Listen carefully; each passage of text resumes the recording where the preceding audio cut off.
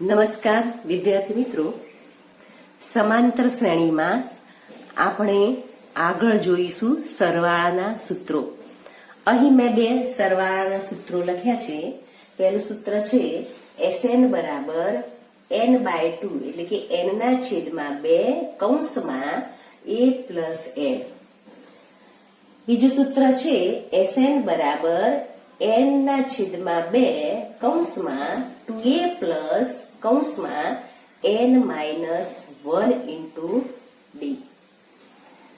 તો વિદ્યાર્થી મિત્રો, આ સૂત્રોની મદદથી આપણે આ પ્રકરણનું સ્વાધ્યાય 5.3 આસાનીથી ગણી શકીએ. પણ અહીં આ સૂત્રો કોણે શોધ્યા અને કેવી રીતે શોધ્યા એ આપણે અહીં સમજીશું. તો આ સરવાળાના સૂત્રો શોધનાર ગણિત શાસ્ત્રીનું નામ છે ફ્રેડરિચ ગોસ. શું નામ છે? ફ્રેડરિચ ગોસ. આ ફ્રેડરિચ ગોસ જ્યારે 10 વર્ષના હતા ત્યારે લગભગ તે 3જા અથવા 4થા ધોરણમાં ભણતા હશે. એ વખતે વર્ગમાં એમના ગણિત શિક્ષકે બધા જ બાળકોને 1 થી 100 સુધીનો સરવાળો કરવાનું કહ્યું. ત્યારે આ ફ્રેડરિચ ગોસ થોડીક જ મિનિટોમાં તેનો આન્સર આપી દીધો.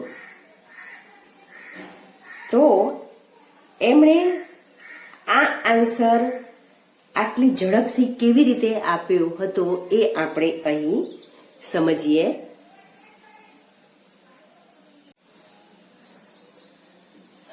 વિદ્યાર્થી મિત્રો, અહીં એમણે શું કર્યું? તો 1 થી 100 સંખ્યાની આખી સિરીઝ લખી કાઢી.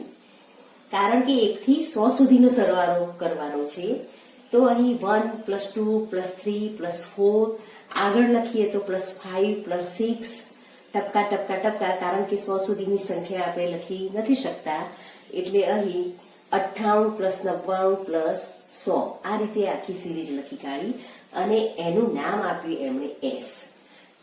સમ એટલે સરવાળો, એટલે SUM, સમનો પહેલો કેપિટલ અક્ષર લખ્યું S. હવે એમણે શું કર્યું કે આ આખી સિરીઝને ઉલટા ક્રમમાં ગોઠવી કાઢી. કેવી રીતે ગોઠવી? તો અહીં 100 એ લાસ્ટ સંખ્યા છે. આ 100 ને અહીં એમણે 1 ની નીચે મૂકી દીધા. પછી આવશે 99, 99 ને 2 ની નીચે મૂક્યા, 98 ને 3 ની નીચે મૂક્યા, 97 4 ની નીચે આવશે, 96 5 ની નીચે આવશે, 95 6 ની નીચે આવશે, એમ 3 98 ની નીચે આવશે, 2 99 ની નીચે આવશે અને 1 100 ની નીચે આવશે. આમ એમણે આખી સિરીઝમાં ઉલટા ક્રમમાં ગોઠવી કાઢી. અને આગળ શું કર્યું? અહીં આ બંને સિરીઝનો સરવાળો કર્યો.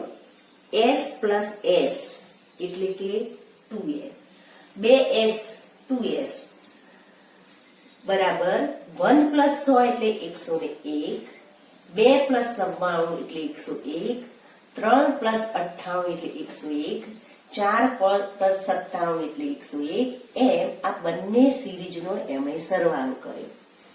અને અહીં આ સરવાળો કરતા આ બધી જ સંખ્યા સરખી આવી. તો વિદ્યાર્થી મિત્રો, આપણે સમજીએ છીએ કે સરખી સંખ્યાનો સરવાળો કરવાનો હોય તો ગણિતના સિદ્ધાંત પ્રમાણે જે સંખ્યા હોય તે કેટલી વખત છે એટલી વખત એને ગુણી કાઢીએ તો એનો સરવાળો આસાનીથી મળી શકે. દાખલા તરીકે અહીં એવું પૂછવામાં આવે કે 2 + 2 + 2 + 2 + 2 આનો સરવાળો કરો, તો આપણે શું કરીએ? 2 ને 2 4 ને 2 6 ને 2 8 ને 2 10. ના, ઈઝી રીત 2 કેટલી વખત છે? તો 2 5 વખત છે, એટલે કે 2 × 5 = 10. તો અહીં એમણે 101 100 વખત છે, તો એમણે 2S = 101 ને 100 વખત ગુણી કાઢ્યા. 100 વખત ગુણી કાઢ્યા અને અહીં 2s બરાબર 101 ગુણ્યા 100 અને અહીં આગળ s અને 2 ની વચ્ચે ગુણાકારનો સંબંધ છે એટલે કે s બરાબર અહીં થશે 101 ગુણ્યા 100 ભાગ્યા 2 અહીં ભાગાકારમાં નીચે આવી જશે માટે s બરાબર છેદ ઉડાડ્યા તો અહીં થયા 50 તો 101 ગુણ્યા 50 તો આનો ગુણાકાર કર્યો 101 ને 50 વડે ગુણ્યા તો અહીં 0 5 એકા 5 5 0 સાથે ગુણ્યા એટલે 0 અને 5 ને 1 સાથે ગુણ્યા એટલે 5 તો અહીં એમણે જવાબ મેળવ્યો 50 હવે આના ઉપરથી એમણે સૂત્ર કેવી રીતે બનાવ્યું એ આપણે અહીં સમજીએ વિદ્યાર્થી મિત્રો અહીં આ બીજા સ્ટેપ ઉપર ધ્યાન આપજો અહીં 101 કેવી રીતે એમણે મેળવ્યા એ આપણે આગળ જોયું કે s બરાબર 1 એટલે કે પ્રથમ પદ સમાંતર શ્રેણીનું પ્રથમ પદ e 100 એટલે આ સમાંતર શ્રેણીનું છેલ્લું પદ એટલે કે લાસ્ટ પદને l તરીકે લીધું એટલે બન્યા 101 1 પ્લસ 100 પ્રથમ પદ અને છેલ્લા પદનો સરવાળો બન્યો 101 કેટલી વખત તો 100 વખત તો એને નામ આપ્યું અહીં લખ્યા એમણે n અને નીચે તો 2 હતા જ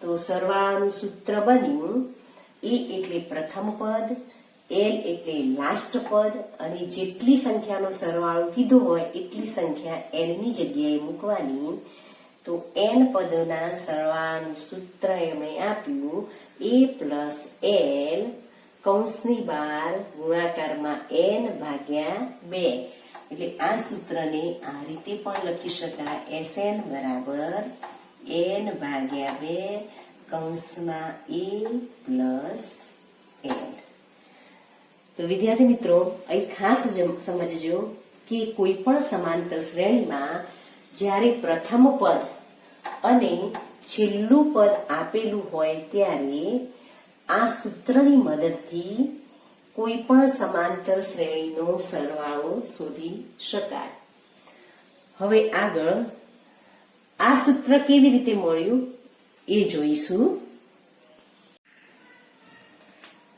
હવે અહીં સમાંતર શ્રેણીનું વ્યાપક સ્વરૂપ જોઈએ તો સમાંતર શ્રેણીના વ્યાપક સ્વરૂપમાં પ્રથમ પદ એ થશે બીજું પદ પ્રથમ પદમાં સામાન્ય તફાવત d ઉમેરીએ એટલે બીજું પદ બનશે ત્રીજું પદ મેળવવા માટે પ્રથમ પદમાં 2 વખત સામાન્ય તફાવત ઉમેરીએ તો ત્રીજું પદ મળશે ચોથું પદ મેળવવું હોય તો પ્રથમ પદમાં 1 d ઓછું ઉમેરવાનું તો પ્રથમ પદમાં 3 d ઉમેરીએ એટલે કે 3 વખત d ઉમેરીએ તો ચોથું પદ થશે એક્ઝામ્પલ તરીકે 8મું પદ મેળવવું હોય તો પ્રથમ પદમાં 7 વખત d ઉમેરીએ તો 8મું પદ બનશે એવી રીતે છેલ્લું પદ મેળવવું હોય તો પ્રથમ પદ એટલે એ પ્રથમ પદમાં n કરતા 1 ઓછો d ઉમેરવાનો એટલે કે n માઇનસ 1 ઇન્ટુ d થશે એની આગળનું પદ પ્રથમ પદમાં n માઇનસ 2 ઇન્ટુ d થશે એની આગળનું પદ a plus n minus 3 into d થશે આને આપણે સમીકરણ નંબર 1 આપીશું હવે બીજું સમીકરણ કેવી રીતે મેળવીશું તો બીજું સમીકરણ મેળવવા માટે આ પ્રથમ પદને ઉલટા ક્રમમાં ગોઠવી કાઢીશું એટલે કે પ્રથમ સમીકરણનું છેલ્લું પદ આપણે અહીં પહેલા લખી કાઢીશું એના આગળનું પદ a પ્લસ d ની નીચે આવી જશે આ પદ a પ્લસ 2d ની નીચે આવી જશે આ પદ આની નીચે આવી જશે આ પદ આની નીચે આવી જશે અને પ્રથમ સમીકરણનું પહેલું પદ છેલ્લું જશે. ફરીથી સમજજો, પહેલા સમીકરણનું છેલ્લું પદ પહેલા આવશે અને પહેલું પદ છેલ્લે જશે. આ રીતે બીજું સમીકરણ બનાવી દેવાનું અને એને આપણે નંબર 2 આપીએ. હવે જોઈએ સમીકરણ 1 અને 2 નો સરવાળો કરીશું. તો અહીં પહેલા સમીકરણ s એટલે સમ એટલે s, આ પણ s, તો બંને s પ્લસ s એટલે અહીં 2s થશે. હવે આ બે પદોનો સરવાળો કરવાનો છે. તો a પ્લસ a એટલે કે 2a, a પ્લસ a એટલે કે 2a અને n માઇનસ 1 એ તો આની સાથે જોઈન્ટ જ હતું એટલે કે n માઇનસ 1 ઇન્ટુ d. હવે આ બંને પદોનો સરવાળો કેવી રીતે કરીશું? તો અહીં જોઈએ a પ્લસ d, આ સમીકરણનું બીજું પદ a પ્લસ d, બીજા સમીકરણનું બીજું પદ a plus n minus 2d. હવે આનો સરવાળો કરતા પહેલા આ કૌંસ છોડી દઈશું. તો અહીં સરખા પદો ભેગા કરીએ તો a અને a એટલે કે 2a થશે પ્લસ d.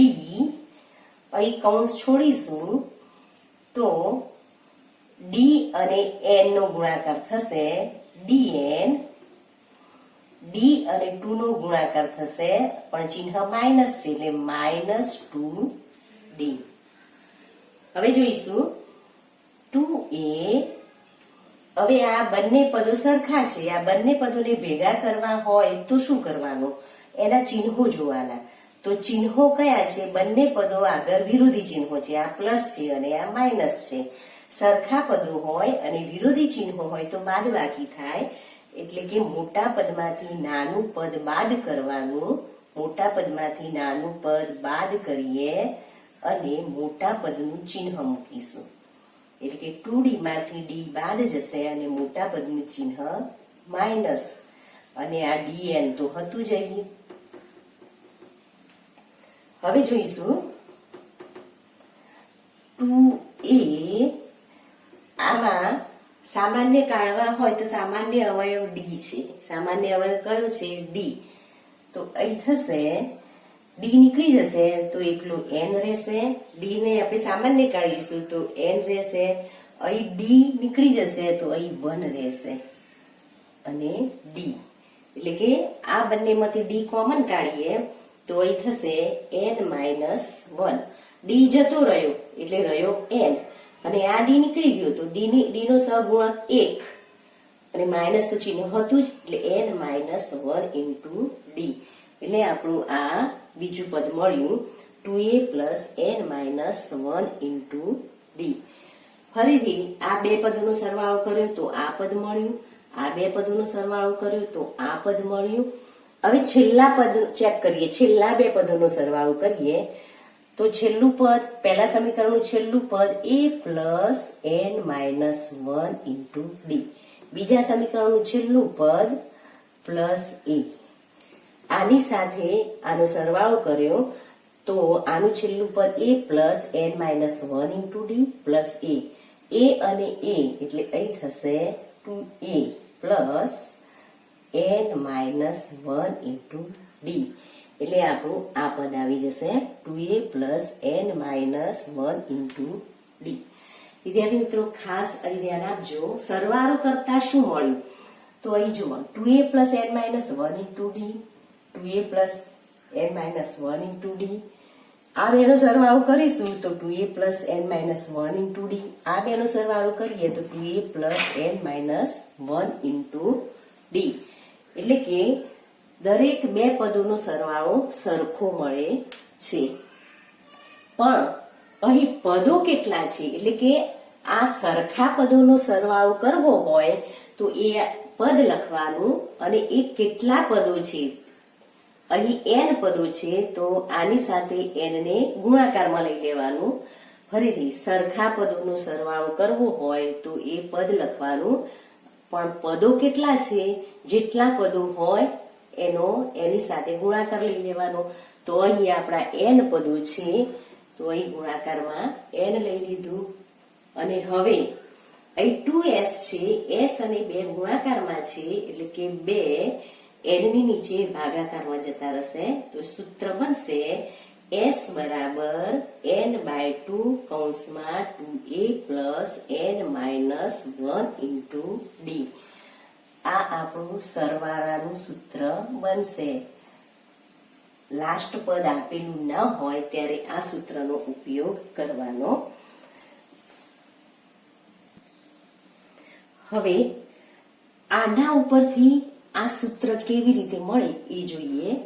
તો અહીં ધ્યાન આપજો, અહીં n/2 કૌંસમાં અહીં 2a, તો 2a નું વિભાજન કર્યું, a પ્લસ a, 2a નું વિભાજન કર્યું પ્લસ આ તો હતા જ plus n minus 1 into D અને થશે n/2 કૌંસમાં a પ્લસ આની જગ્યાએ આપણે an કેમ મૂક્યા? કારણ કે આપણે પહેલા લેક્ચરમાં જોઈ ગયા હતા કે n માં પદનું સૂત્ર થાય a plus n minus 1 into D. આ સૂત્ર આપણે આગળ જોઈ ગયા, n માં પદનું સૂત્ર. તો આની જગ્યાએ આપણે an મૂકી શકીએ તો સૂત્ર બનશે n/2 કૌંસમાં a પ્લસ an એટલે કે લાસ્ટ પદ, an એટલે કે લાસ્ટ પદ. તો આના ઉપરથી આવું પણ લખી શકાય n/2 કૌંસમાં a પ્લસ l. એ આપણે સરવાળાનું પહેલું સૂત્ર જોયું, પણ આના ઉપરથી આ સૂત્ર કેવી રીતે મેળવી શકાય એ આપણે અહીં જોઈ ગયા. તો વિદ્યાર્થી મિત્રો, કોઈ પણ સમાંતર શ્રેણીનો સરવાળો પૂછ્યો હોય તો તમને આ બે સૂત્રો આવડતા હશે તો કોઈ પણ શ્રેણીનો સરવાળો તમે આસાનીથી ગણી શકશો.